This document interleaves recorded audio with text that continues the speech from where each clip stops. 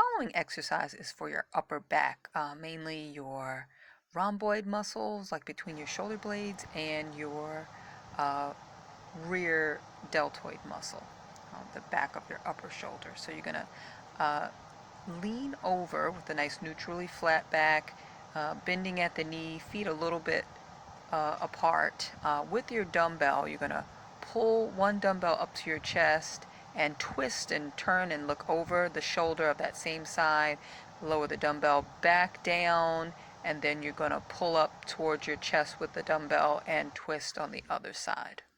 To modify, you're going to be seated in a chair, or you could use a couch, or you could do this on the side of your bed if you prefer as well, whatever you have. You're still going to lean over with a neutrally flat back, row up or pull the dumbbell up to your side of your chest, and then you're going to twist and turn to the same side and look over that shoulder.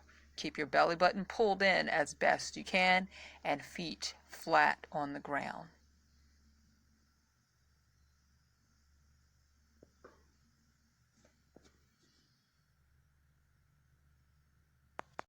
Thanks so much for watching. Please like, share, and subscribe for more exercises.